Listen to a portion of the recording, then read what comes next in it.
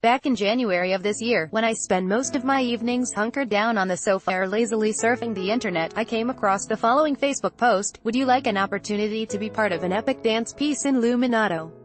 Why yes, I thought, cramming a handful of potato chips into my mouth and wiping the crumbs from my Snuggie, I would. It didn't matter that the last time I pirouetted in a show I was 4 years old, or that the average professional dancer weighs roughly the same as my left thigh. I have always been the first and last person on any wedding or bar mitzvah dance floor, and I was intrigued. I love to dance. And so, apparently, do hundreds of other Torontonians who showed up to audition for Le Grand Continental, a gorgeous mashup of synchronous line dancing and expressive contemporary dance, conceived and choreographed by Montreal's Sylvain Aymard. A troupe of several hundred amateur dancers practiced their routine at Varsity Arena on June 12 in preparation for a performance at Nathan Phillips Square as part of Illuminato.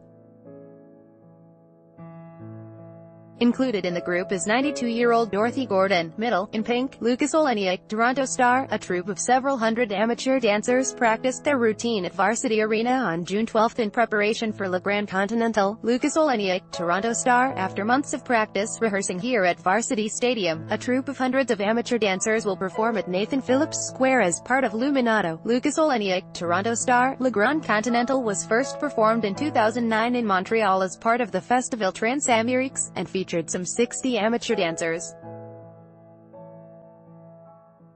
It was a hit, and has since been staged around the world in 15 unique iterations, which seem to be increasing in size.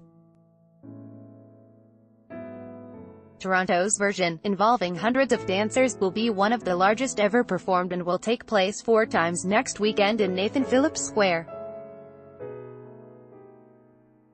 I remember breezing into the first audition, feeling quite confident in my abilities to shake my groove thing. But after watching Aymard carefully demonstrate a series of moves, I spent the next hour or so stepping on the woman next to me. This was not interpretive dance at the local club after a few vodka tonics. This was going to involve memory and coordination, focus and hard work. I did see a few discomfited individuals slink away within the first 30 minutes. After promenading left when all others promenaded right, I thought for sure I had blown it, but a few weeks later I received my invitation to participate. Yay! No more evenings on the sofa for me. I, and hundreds of my fellow enthusiasts, have braved ice storms and heat waves to spend hours at a time in drafty warehouses or humid gymnasiums, learning a series of segments, each with its own feel and personality, that will be stitched seamlessly together to form the 30-minute Le Grand Continental Toronto. Article continued. Beloved, since the beginning of April, we've been put through our paces several times a week by very patient rehearsal director Bonnie Kim and a small band of professional dancers. I'm certain that most participants have also spent hours each week going over the moves in their living rooms or backyards. My teenage son looks suitably mortified as I bop about, practicing the boogie or funky sections in my pajamas. So why do it? What exactly is it that has brought together this vast and diverse group of individuals, a kind of microcosm of Toronto, young and old, male and female, every shape and size, from different backgrounds and walks of life? The love of dance, obviously. Also, the fun of getting to perform Aymard's nifty signature moves and be part of Illuminato. But for many it goes deeper than that. Husband and wife Juan Pablo Cruz and Alejandra Adarve recently moved to Canada from Colombia. Participating in Le Grand Continental has helped them get a feel for the people of Toronto.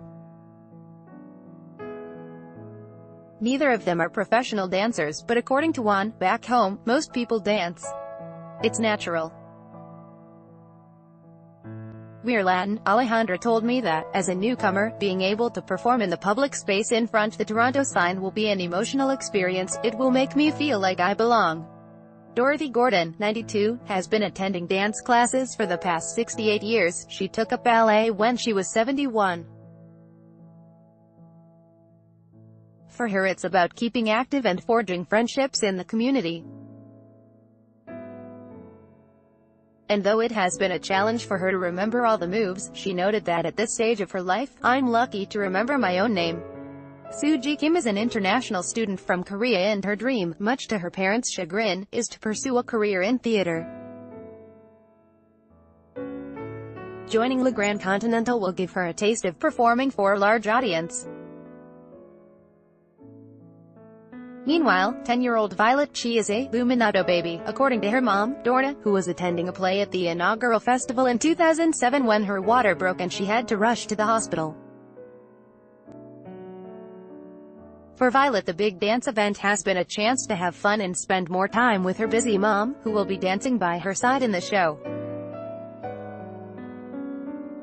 "I'm guessing that all of us participants are jazzed to be a part of something large and complex and beautiful. But in the end, it's not about the dancers. This is a performance designed for spectators, a work of public art. So if you'd like to share in the fun and exuberance, come to Nathan Phillips Square and see the whirling, gyrating, joy-filled spectacle that is Le Grand Continental Toronto." Article continued below. Elise Friedman is an author and screenwriter. Her most recent novel is The Answer to Everything. Le Grand Continental is performed free of charge on Friday, June 22nd at 9:15 p.m., Saturday, June 23rd at 4 p.m. at 9:15 p.m., and Sunday, June 24th at 11 a.m. Admission is free.